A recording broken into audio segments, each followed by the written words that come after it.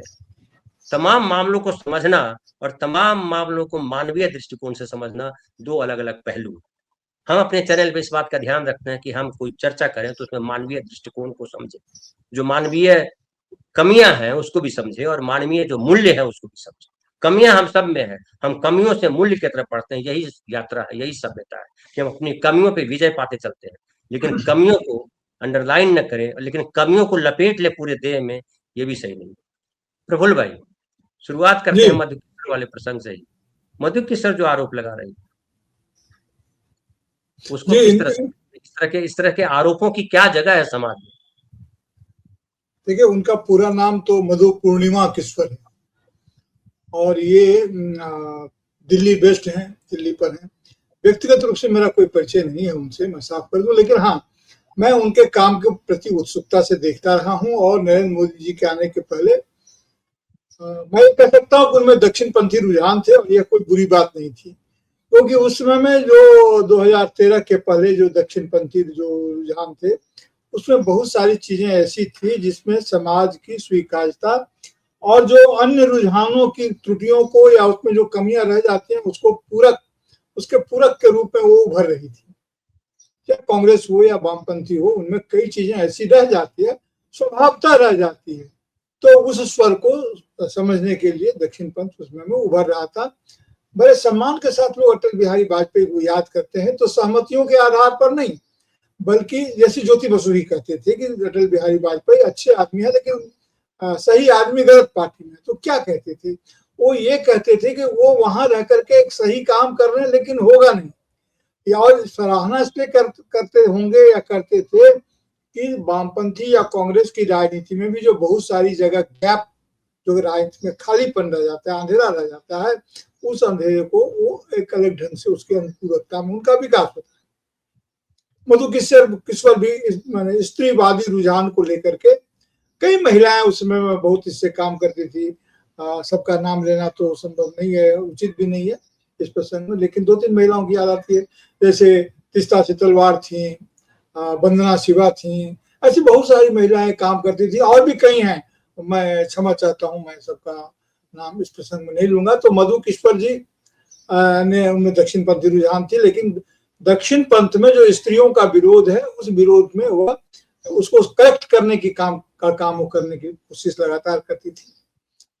देखिए, महिलाओं के साथ दिक्कत यह है कि महिलाओं में जो स्त्री की जो सहजता है, उस पर सार्वजनिक विमर्श में स्त्री सहजता का क्षरण हो जाता है, क्योंकि पुरुष और महिलाओं में एक ऐसा, मुझे लगता है कि एक ऐसा बायोलॉजिकल गैप है अपूर्णीय, जिस फाक को हम लोग पूरा नहीं कर सकते हैं। अगर स्त्रियां कभी कभी कहती हैं कि स्त्री के दर्द को पुरुष समझ ही नहीं सकता उस ढंग से, तो एक पुरुष होने के नाते हम लोगों को थोड़ी असहजता होती है, लेकिन यह असहजता ठीक उसी तरह से होती है जैसे कोई दलित कहता है कि किसी ब्राह्मण को या वर्चस्वशाली सामाजिक समुदाय के लोगों को कि आप दलितों की समस्या को, उसके दर्द को समझ ही नहीं सकते हैं। तो समझने की कोशिश करने वाला ऐसा हर वर्चस्वशाली समुदाय का सदस्य थोड़ा तिल मिला जाता है। तो उसी तरह की तिलमिलाहट है। जैसे देखिए, मैं ये कह रहा हूँ कि बिल्कुल धनंजय भाई ने बिल्कुल सही कहा, अभी अपने इंट्रो में कहा था कि सहमति के आधार पर अगर कोई संबंध बनते हैं तो उसकी उस ढंग से चर्चा नहीं की जा सकती। लेकिन सवाल ये होता है कि संबंध सहमति के आधार पर बनते हैं और बाद में जाकर के आरोप प्रत्यारोप का सिलसिला क्यों शुरू होता है? क्योंकि हम जानते हैं कि राजनीतिक में ही सहमतियों की खेती नहीं होती है। राजनीति में ही मैन्युफैक्चरिंग ऑफ कंसेंट नहीं होता है, इंटरपर्सनल रिलेशन में भी होता है। सवाल यह है कि सहमतियां किन आधारों पर बनाई जाती है। सहमतियां निराधार और अमूर्त ही हर बार नहीं होती है, चाहे वो इमोशनल डिपेंडेंसी के आधार पर हो, संवेदनात्मक निर्भरशीलता के आधार पर हो, या कह लीजिए कि इंस्लेविंग के आधार पर हो, या किसी भौतिक आकांक्षाओं के आधार पर हो। जैसा कि आरोप में भी लगाया गया, स्वामी जी भी कहते हैं कि बहुत सारे लोग ऊंचे पदों पर पहुंच गए हैं या क्या क्या करके मंत्री हो गए हैं, एमपी हो गए हैं, इस तरह की बात करते हैं। मधु किशोर जी ने जब 2014 में उनकी सबसे प्रसिद्ध किताब जो उन्होंने लिखी थी, वो किताब थी मोदी, मुसलमान और मीडिया। ये तीन एम को लेकर के उन्होंने किताब लिखी थी और वो किताब काफी अच्छी थी। उसमें देखिए कि चौ रामास्वामी बहुत प्रसिद्ध पत्रकार है, रामास्वामी दक्षिण के, और सभी जानते हैं। तो चौ रामास्वामी ने उसकी भूमिका लिखी है, उनकी उस किताब की, और बड़ी प्रशंसा की है और कहा है कि एक ऐसा आदमी उभर रहा है, एक स्पष्ट उन्होंने किया कि जिसके खिलाफ बहुत सारे प्रोपेगेंडा किए जा रहे हैं। अब याद है आपको कि 2014 की पृष्ठभूमि में 2002 के गुजरात दंगे की पृष्ठभूमि बन चुकी थी और गुजरात में कई कांड हो चुके थे और मोदी जी उससे निरपेक्ष नहीं थे। गुजराती तो थी, गुजराती मॉडल गुजरात की बात करते थे। आपको नलिया कांड की याद होगी, ऐसे बहुत सारे सेक्स कांड वहां पर हुए थे। तो वो मोदी जी के क्या संलिप्तता थी, क्या थी, नहीं थी, वो तो छोड़िए।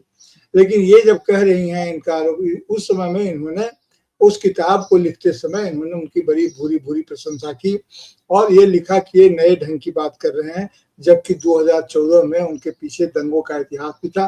और आपको याद होगा कि मधु किश्वर 2002 के दंगों के संदर्भ में मोदी जी की उन्होंने बहुत मजम्मत की थी, बहुत उसका विरोध किया था। उसमें वो अभिनेत्री थी, तुलसी का अभिनय करती थी, स्मृति ईरानी, उन्होंने बहुत मलामत की थी। लेकिन पता नहीं अचानक क्या हो गया कि फिर वो मोदी जी के की प्रशंसा में लग गए और मोदी जी के बहुत करीब हो गए। और इतना तक कि जब उनको शिक्षा मंत्री बनाया गया तो लोगों ने कई तरह के सवाल करे किए। तो पहली बात तो ये है कि ये सब बातें जो आरोप लगा रही हैं, उन आरोपों में अगर कहीं शोषण का कहीं इसका अंश है, और जैसा कि दिखता है प्रेमा फेसी दिखता है, तो उनके आरोप को सिर्फ इसलिए खारिज नहीं किया जा सकता है, मधु किश्वर जी के आरोप को, कि वे लगा रही हैं। और उन्होंने उस समय किताब लिखते समय उन्होंने क्यों नहीं इन बातों का खुलासा किया? तब नहीं किया तो नहीं किया, बहुत सारे लोगों ने नहीं किया। देखिए, जिन्होंने हर किसी में गौरी लंकेश बजाने का साहस नहीं होता है, हर किसी में युवा अनंत मूर्ति का साहस नहीं होता है। युवा अनंत मूर्ति अच्छे लेखक हैं, कन्नड़ के लेखक हैं, मैं उनका बहुत बड़ा फैन नहीं हूँ, लेकिन उनकी बात को मैं समझने की कोशिश करता हूँ। फैन नहीं हूँ क्यों? तो उसके हमारे अपने कारण है, क्योंकि उत्तर भारत की मानसिकता और दक्षिण भारत की जो है सो मनश्चर्या शब्द का आपने साहित्य की बात उठाई, तो मैं कह रहा हूँ उत्तर भारत की मानसिकता और दक्षिण भारत की मनश्चर्या में जो अंतर है, उसमें जो साहित्यिक रिफ्लेक्शंस हैं, उसको लेकर के मैं थोड़ा सा असहज होता हूँ। लेकिन युवानंद मूर्ति ने क्या कहा था कि 2013 में कहा था, इंटरव्यू में, एक सेमिनार में शायद कहा था कि अगर भारतीय जनता पार्टी नरेंद्र मोदी के नेतृत्व में, नाम लेकर कहा था, यह बात उन्होंने अटल बिहारी वाजपेयी के प्रधानमंत्री बनते समय नहीं कही थी, जब उनको बनाया जा रहा था, लेकिन नरेंद्र मोदी जी के खास संदर्भ में कही थी कि अगर ये बनते हैं तो मैं देश छोड़कर चला जाऊंगा। हालांकि तब मैंने उनके इस स्टेटमेंट की मैंने अखबारों में भी आलोचना की थी कि यह गलत है, क्यों देश छोड़कर आपने चले तो खाली आलोचना की, लोगों ने उनको भयंकर गालियां दी, ये भाजपाइयों ने और आरएसएस वालों ने, अब जाओ देश छोड़कर।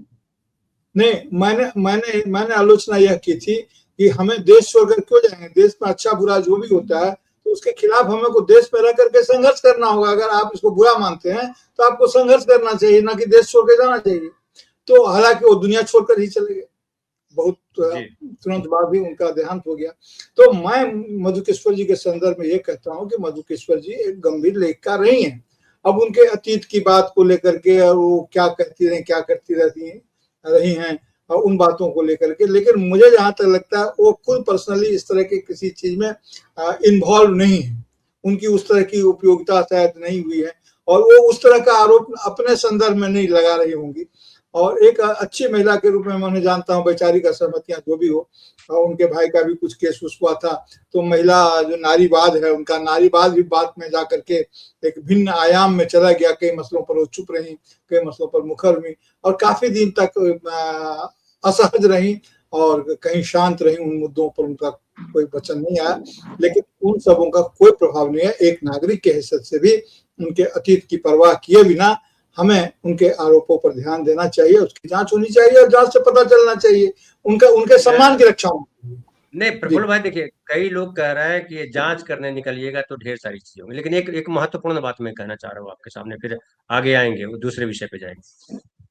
इन्होंने लिखा कि मुझे याद है, मधु किश्वर जी लिख रही हैं कि मुझे याद है जब मैंने आरएसएस के एक बहुत बड़े बुद्धिजीवी के साथ उन खबरों को सुनकर हुई अपनी तकलीफ साझा की, जो नरेंद्र मोदी से रिलेटेड खबरें थी, वो सुन करके उनको जो साझा किया आरएसएस के एक बड़े बुद्धिजीवी से, मतलब कोई high level second third position वाले हैं उन्हीं को, और कोई हाँ, बुद्धिजीवी जो वहां पे है घर नहीं। की बात घर में रहे, हाँ हाँ, ऐसी मतलब बात। मैं नाम नहीं ले रहा हूँ, मैं जानता हूँ मैं कि वो जो सेकंड, मैं जो जो सेकंड थर्ड लेवल पे हैं वहां से ऊपर से, वो बड़े बुद्धिजीवी माने जाते हैं, और है भी जेन्युइन आदमी, इसमें कोई दो राय नहीं। मैं भी इस बात की तारीफ करता हूँ उनको। हालांकि अभी तक अध्यक्ष बनाया जाएगा आरएसएस का चीफ या नहीं मुझे नहीं पता, लेकिन वो उनका नाम वाकई लिया जाता है कि बहुत प्रखर है, बहुत मानवीय है। खैर, आरएसएस में भी कई लोग हैं जो बड़े अच्छे हैं, इससे इनकार नहीं किया जा सकता कि आरएसएस के एक बहुत बड़े बुद्धिजीवी के साथ उन खबरों को सुनकर हुई अपनी तकलीफ साझा की, तो उन्होंने कंधे उचकाते हुए कहा, तुम इतने हैरान क्यों? उसकी निजी जिंदगी से हम में से किसी को कोई फर्क नहीं पड़ना चाहिए। यही जो है, ये जो है, लेकिन मैं ये कहता हूं तब कि आप जो आरएसएस के जो आप नैतिकता पे इतना प्रवचन देते हो गांधी को, अरे गांधी ने तो खुद स्वीकार किया यार, तुम क्या कहोगे? गांधी ने तो खुद कहा बंद कमरे में क्या हुआ नहीं हुआ, उस आदमी की तारीफ करने के बजाय उस पर कीचड़ उछालते रहते हो।